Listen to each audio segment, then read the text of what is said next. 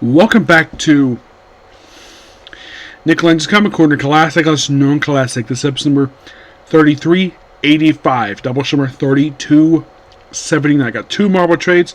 First up is Avengers Spotlight by, Twilight, written by Chip Zdarsky, art by Daniel Kuna. I have always been a big fan of Daniel Kuna's artwork. Like, his artwork is so really good. Here's the thing. I don't get why some people don't like his art because it is too dark. I think of more as a slightly dark... It's a similar tone of art style that Clayton Crane does. Very much a dark, painted art style. Because people love Alex Ross. I've heard nobody say anything negative about Alex Ross's artwork. Daniel Kuna, on the other hand, it's like they think the artwork doesn't fit. I've never found a book that he has done where his artwork doesn't fit at all. And this is basically set in the future, where Captain America is older. And okay, so I mentioned that there was a thing called H-Day, where some people turned on the heroes, and there was this law, and there was these Avengers, and, well, one person basically commented when he saw, like, Captain America, and was like, that's not Captain America. Because, of course, he had his hair exposed on top. The way he acts, basically, yeah, it's not Captain America. So, Steve, of course, is not happy with the way stuff is. So, basically, here in the future, he's married to a woman named, apparently he was a senator at one point. And for some reason, the artist decided to draw him where he kind of looks like Robert Redford. Yes, who just passed away this year. And he's married to a woman named Rosita, which is interesting. Now, I should point out, though, like, you're thinking, excuse me, Nick, where's Sharon in this book? No mention of her. There is no mention of Sharon Carter this whole series. And Sharon Carter is supposed to be Steve Rogers, like, basically his modern love interest, because his his World War II love interest was her Aunt Peggy. And then he started dating Sharon, because originally they were sisters, later on became niece. But as for why he's married this random woman named Rosia, I'm not really sure exactly why Zdarsky did this for. I'm like, why isn't it Sharon? Because you probably would think, were these two an item recently? Last I heard, they're still an item. They haven't been seen together for a while, but they're still an item. They still love each other. So yeah, he basically was saying that as we're in the future, or apparently, me.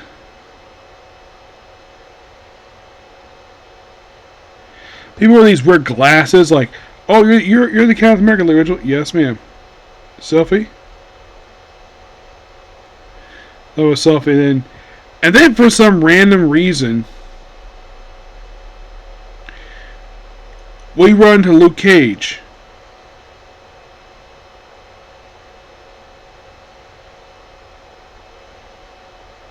Yeah, so Luke Cage in this timeline he can't move very well. He may have penetrable skin, and we see Matt Murdock, who later dies in this book, off panel. So we have this, him watching them, and of course Steve cooks for his wife, and then, of course, for some reason, on FNN, which obviously is a parody of CNN, tells a bold-faced lie about the Red Skull, where he was actively working against the Adolf Hitler, and Steve's like, that's freaking bullcrap. Also, get this. So Thor has lost contact with Earth. Tony Stark is presumed dead, though he actually is alive, kept alive by his son James. Yes, Tony Stark has a son named James. And his mother is the Wasp, who went missing. Also, he's been taken care of. Also, for some reason, I guess Daniel Kuna thought this would be a good idea to give this look to Tony Stark's son. Give him a massive tattoo on his chest. Oh, and his butler, get this. This guy claims to be Jarvis's butler. His brother. Yeah, his younger brother. despite the fact in the prime time, like, he never had his siblings. Nope. So,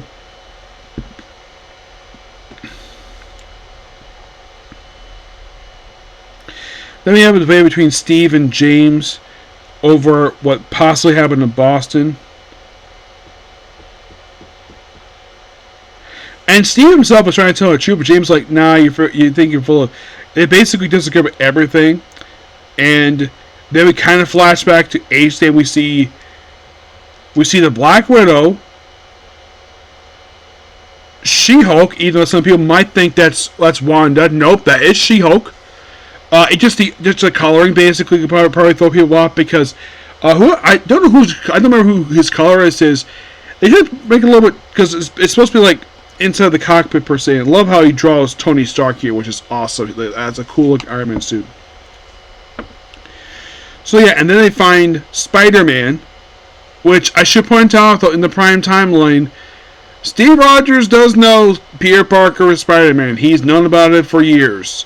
So apparently in this universe, this is where he found out Peter Parker was Spider-Man. Mention his aunt. No, see her again. And then we see these write-off people supposedly have curfew for another 15 minutes. Like, nope. Then Steve fights them. And then we see what looks like to be like the Raph. And then we see Tony Stark weighs nothing more than a head in a jar. Yes, his body is gone. Oh, and the reason why James did this? Yeah, James wants to keep him alive as this. The reason why, because he blames his dad for his mother's death. So, yeah, so this is... You think, oh, this is the Avengers? No, this is the Defenders. So, those of you curious, though, like, why Defenders and not the Avengers, per se? Well, here's kind of the thing. Prior to 2005, the only known team, aside from Heroes for Hire, Located was ever associated with was Defenders.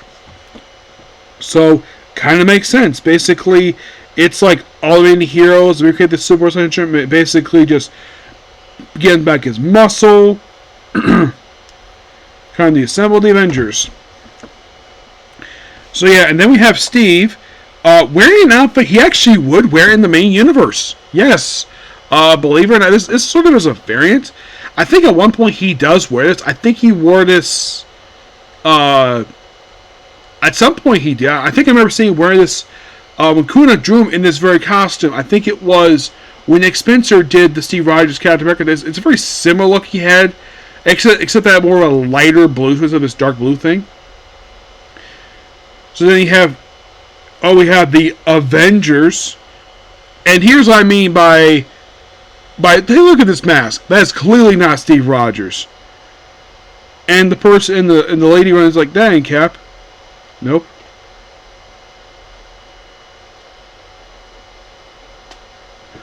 Yep. So yeah, and by the way, what happened with the Avengers? Well, we'll get to that. So, and of course they plan their strategy. Oh, and Rosa basically is unhappy that he's he's Captain American. Also, the fact that well, apparently the Thunderbolts are this very dangerous team. The president says no, but he has to be reluctant, basically, pull into this by Jarvis. So,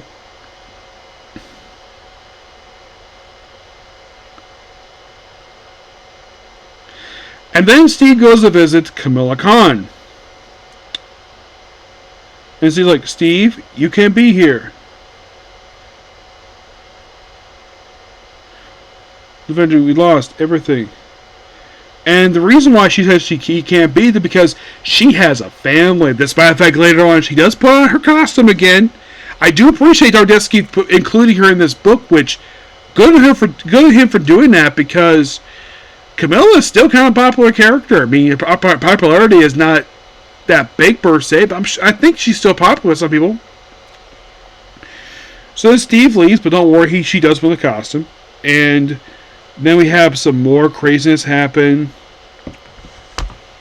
There's a sniper here in the book who calls himself Bullseye and later comes Hawkeye. Then Steve basically tries, he just basically is like, yeah, it's like, Your government stole your freedom. Yeah, it's very much like alternate. And then here's the thing. It is revealed that Jarvis's younger brother is none other than the Red Skull. Yes. And apparently, Ultron is his lackey. Which is weird.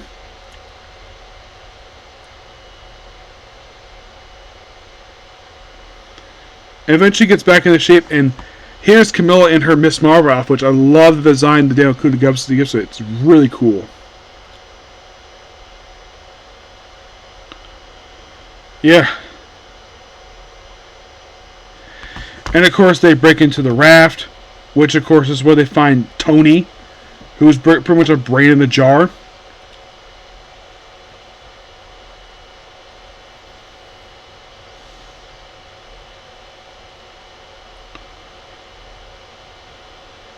Yeah, it's like the whole thing here is just difference of opinion, and then of course, Bullseye becomes Hawkeye. I wonder if that's a nod to Bullseye, the actual Bullseye in the mainstream timeline becoming Hawkeye in Dark Avengers, but this time be a woman. Which no mention of Clint Barton in this book. Nope, Clint Barton's not here. He does always a Hawkeye, yes, but no Clint Barton. He's not in this book. You're like, is he dead? No mention of it per se, which is kind of weird.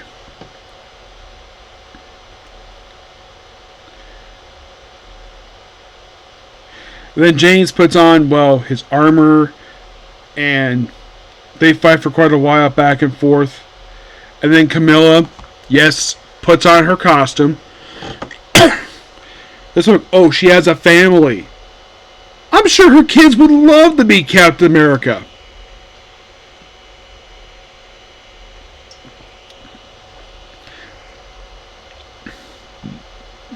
And it looks like James about to kill Cap when Thor returns. Yes, Thor shows up. You're probably like, where the heck have you been? And by the way, this is a little over halfway to this book. And in case you're curious though, this is 6 issues. It takes the issue 3 for Thor to show up. And they kind of give him a look similar to Odin. They give him sort of Odin because he's the All-Father, because currently he is the All-Father in the mainstream timeline. Yeah, so they basically fight back and forth. They get some new help, and the team is growing. So, and then of course he's like asleep. Then eventually Thor's hand wakes up Tony, and basically it's like back and forth with different. And Tony's basically in his suit, in this weird suit because, well, he gave him a new body, but oh, by the way, do we get a chance to figure out what the H is? The hero day? Nope, not really. So then, of course, Steve thinks he's going to break into the Avengers mansion, which, interesting look. I like how the gate looks here. Good on the artwork. I don't remember actually if the mansion looked like it looks like a castle. Interesting look. And then they get to the basement. Oh, I love how, I'm sure my friend Edgar would love to see this, basically. See Tony in one of his old school armors. So you have Cap, Miss Marvel, Iron Man, the actual Iron Man, not his son, Hawkeye and Thor. They go to the command room and discover that the Avengers in this timeline, the ones in present day, are fake. They don't exist. It's all illusion created by the Red Skull. You're like, wait, why the heck would the Red Skull create the Avengers? Well, a version of the Avengers in this universe. Think of the Cap's head. Yep. And then, of course, he puts on this outfit here, which is, I think he did at one point put on armor same with this. So, and then you have our Hawkeye. So,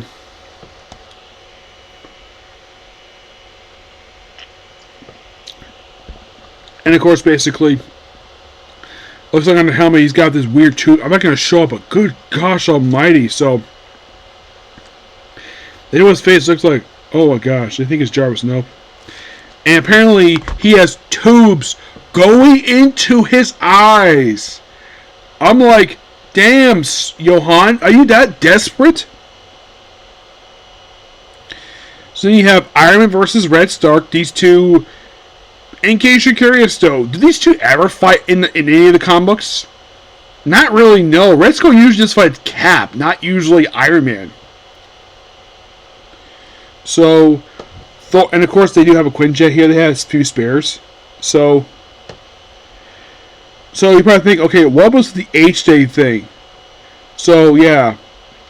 They fight for quite a while. It's a big brawl. And then we discover what the H is. H is not for heroes. It's for the Hulk. Yes.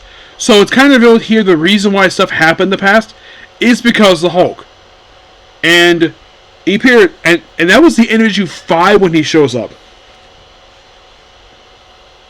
Oh, by the way, when Johannes McKinnon's name is Kyle Jarvis. Interesting, he goes with the name Kyle because that's also the real name of Nighthawk. So, yeah, the brainwashed Hulk is going to rampage, and then it's discovered that Wanda is alive. Yes, Wanda is alive, which, love this alpha here.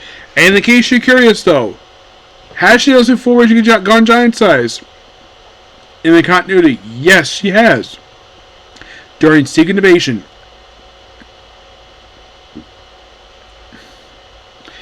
Yeah, oh, and the whole thing of, like, Tony and Janet being an item, that's actually a nod to the mainstream continuity, which they were an item for a couple years, and it's mostly been forgotten about. Because when Christopher Cantwell did the book, he just ignored this relationship and attempted to hook up Tony and Patsy Walker. And I'm kind of like, did Janet and Tony break up at some point after Dan Slott wrapped up his book? Because it seems as though, like, right after Dan Slott wrapped up his time in Iron Man, the relationship between Tony and Janet was never mentioned again. Never was. Like, I think it was referenced in issue Amiable Wasp, but that was it. Oh, by the way, Bruce Banner begs Thor to kill him, which he does, sadly. And it's a big fight, and Tony does sadly sacrifice himself in order to kill Iron Man. And Seth Facilities are back. Actually, no, So we have Janet reunite with her awesome son. And for some reason, she starts wearing the red coat worn by Simon Williams, which he's not here, so Smith is dead. So, and then of course the new Avengers, which revealing the mansion, is going to be comprised of, well, just Thor, James, Hawkeye, Cap Parker will be there occasionally, and of course Thor goes home and sits on his throne, where then he's interrupted by Loki. Yes, Loki chastised him for a bit, and then apparently in the afterlife, Bruce Banner and Iron Man are there because they're both dead, and then also Camilla joins the group. So yeah, the book ends with our new Avengers, which is comprised of James, Wasp, Camilla, and a new Hawkeye. Basically a 4-person team, which is interesting. And that's that book. Really, really good. Yeah. There's no denying Chip Zdarsky did a great job. Yes, he's currently the writer of Steve Rogers' Captain America, the current Captain America book, but yeah, really good. I enjoy that. I get the book roughly a 10 out of 10. Next up we have is Devil's Reign, Heroes for Hire. You're like, wait, there was something left for Devil's Reign. Yeah, this is the book I left to cover because everything else I've pretty much covered. So this trade here collected 3-issue miniseries, Devil's Reign, Heroes for Hire. This could be Villains for Hire, excuse me, which actually is Thunderbolts. And they include the Moon Knight one shot. Despite the fact that was also included in the Moon Knight trade. I'm not sure why it's here. So basically, this is a new Thunderbolts team who is basically under the guidance of Fisk during Devil's Reign. Members are at the start the female Electro, the Rhino, Taskmaster. So you have this Gala and like, oh yeah, well, the craziest one you go dress up. Oh yeah, and they included Whiplash. Yes, Whiplash, who debuted in a Harley Davidson comic. Yes. course, this version is based upon the one from Iron Man 2. So yeah, here's your lineup to start. You have Whiplash, Rhino, Female Electro, and Agony. Yes, Agony. These are your Thunderbolts. And also Taskmaster 2. Yeah, this is ways for the start. And they basically just deal with... They're just basically crime enforcers for Fisk. And they deal with a lot of other stuff happening here. And at the end of issue 1, U.S. Agent wants to be part of Thunderbolts. Interesting. So, yeah, he makes a good argument after everybody leaves. Makes a good argument about why he wants to be part of Thunderbolts. Like, why should I let you join my Thunderbolt, John Walker? Because here's the thing. Now, I'm sure Fisk probably knows about him. But here's a weird little factoid. Did you know these two have never shared a comic before this? Not that I can think of the first time they ever shared a comic together. He's like, why should you work into my Thunderbolts?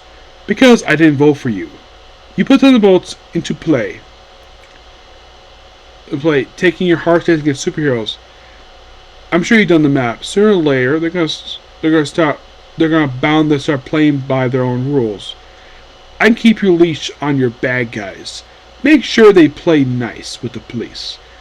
Everybody stay safe here. Thanks to Thunderbolts, I get stuff done. I don't walk the line. I don't cross the line. And this is like, congratulations, you're hired. Okay. I guess that's a good argument. And of course, we deal with many other stuff. And of course, yeah, it does a pretty good job. Also, he had a wire which got fried, and also he puts a lightning bolt on his shield. Which, in case you're curious, though, also Agony proceeds to lick John Walker's face because she wanted to. Yes, Agony is a girl. So, you're probably thinking, like, why is John Walker part of Thunderbolts? Well, the thing is, he is not well liked by the superhero community. For good reason. He knows the reason why people don't like him. Because he's a dick. Yep. So, yeah.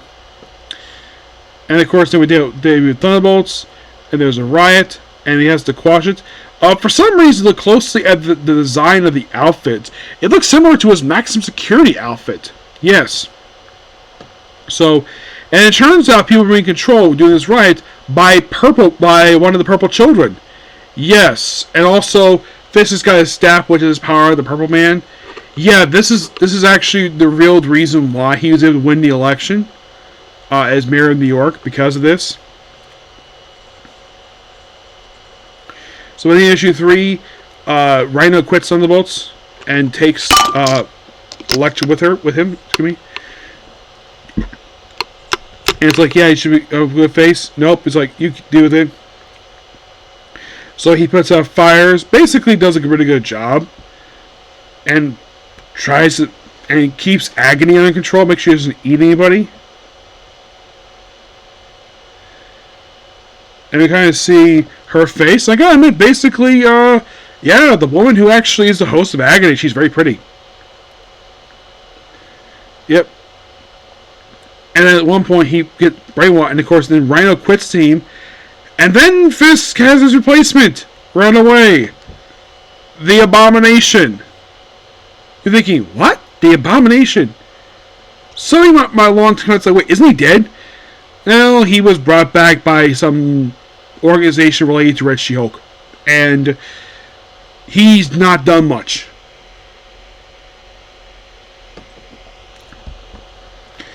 So somehow he got Abomination, of course, they had the Purple Children. Interesting, we deal with something that was a creation of Mark Waid. Yes, Waid created Purple Children, by the way.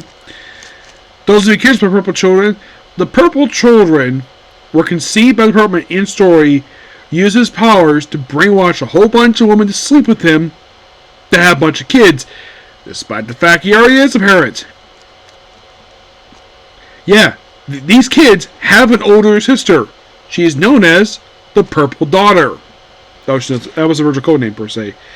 So, yeah, then the book ends leading into Devil's Reign. And that's it. Yep. Really good book, and I actually enjoy that. I think that Clay Chapman does a really good job. I haven't come across a lot of his books, per se. It's just that the overall problem with books that he works on, it just, how should I put this? It doesn't last very long, surprisingly. You're like, really? I mean, excuse me, the first book people tend to think of when we think of Clay Chapman is probably his Scream title. Yeah, the one who's actually Andy. Though, he hasn't done a lot for Marvel, surprisingly. And it's not his fault. No.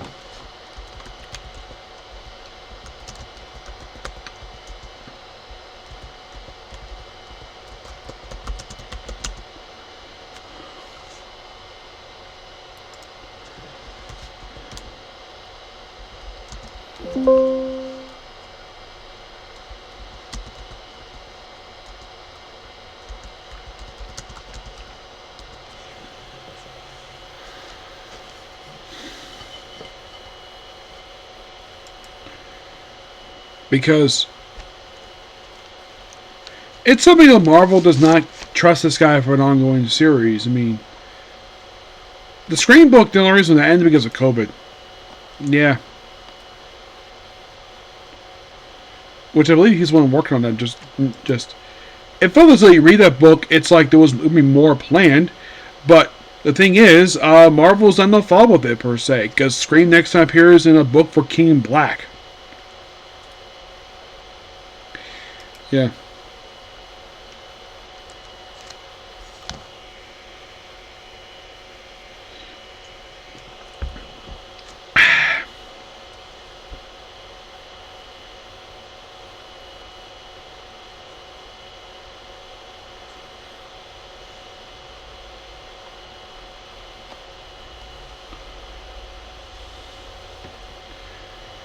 Clay McLean Chaplin.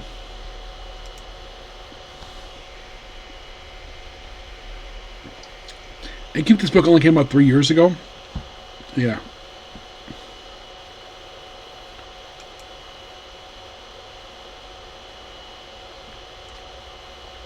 Yeah, and so here's what I review that he has worked on. The Scream book, obviously. Edge of Spider-Verse. There's issue Amazing Spider-Man. There's some Deadpool stuff. He has not done a lot per se, because after this book wrapped up, he worked on Edge of Venomverse Unlimited comic. He did Extreme Venomverse, issues 2 and 3. And that's been it. He has not done much on Marvel. And the first book he had worked on was Marvel Universe Ultimate Spider-Man number 7. Yeah, a book that was tied into the TV show Ultimate Spider-Man. Yeah, he worked on one of the stories as well. I think it was the third story. Yeah, he worked on the third story, which involved Spider-Man. But his first Prime Universe book was 700.4. It was part of the whole Black Lodge thing. And that book came out like, oh my gosh, like almost 12 years ago. And mostly put, like, here's what else he's done. Edge of Spider-Verse number 4, Edge of Venomverse number 5. He did the Iron Fist Marvel Digital Original miniseries, which was reprinted. Typhoid Fever, he worked on that event.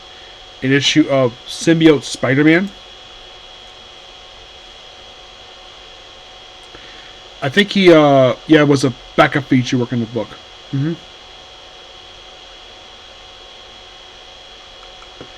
Yeah, he worked, there was a feature for that book he worked on. I think it was mostly put like a backup feature because he helped work on an issue of Venom. Like, what, really? Yeah, it was a story called Everest Target, which was a backup feature. He did the Scream miniseries. Web of Venom, Empire's End, King of Black, Pen of Symbiotes, King of Black Scream, Edge of Carnage Scream, Edge of Carnage Lashler. This miniseries. He's worked on roughly 2 more books since then, and that's been it. You're like, really? Yeah, he hasn't really done very much. And you're probably thinking, does Marvel not trust him as a writer? No. That is not the reason why. It just... I'm not sure exactly what the reason is. But why, like... if you think about all he's done is like one major ongoing series and short stories in anthology books. He's done like a few miniseries. And that's kind of it. That's all the guy's done. And like I said, it's not his fault. It's just Marvel doesn't get a lot to do. I mean, if anybody's ever read or reviewed anything from Clay Chapman, please put in the comments below how you guys feel about this guy, because I enjoyed this guy's work. I kind of wish he'd get more work from Marvel, because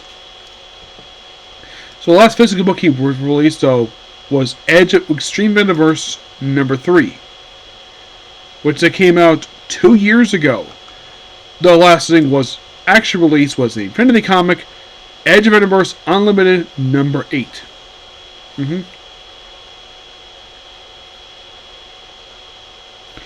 When it comes up here, I'll tell you how long it's been since, it seems like it's been a while since he did a book. Yeah. Do I kind of wish Marvel get more book? Oh, heck yes. I mean, do fans not trust him? No, it's not the case. It's just that Marvel just doesn't get a fair shake of their comics. It's like miniseries, one-shots, or a feature. Yes, a Becca feature. Okay, here we go. So, this last book, yeah, it was roughly like 2 years ago. And I'm kind of like, really?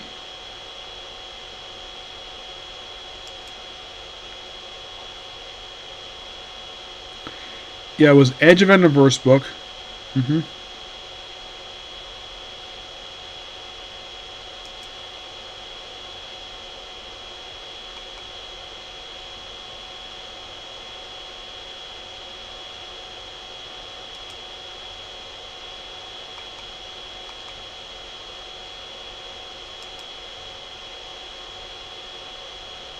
Yeah. Do I think Marvel should get more books to do? Yes, definitely. I have reviewed a majority, I would say just about everything, except for his Iron Fist book. Yeah. Actually, I have reviewed his Iron Fist book, so I'd say I've kind of reviewed mostly everything he's worked on. Yeah, mostly. But yeah, that's pretty much it for the video. Please be sure to like, comment, subscribe, turn notifications. Next up we have is Rama Half. Okay, thanks, you. Bye.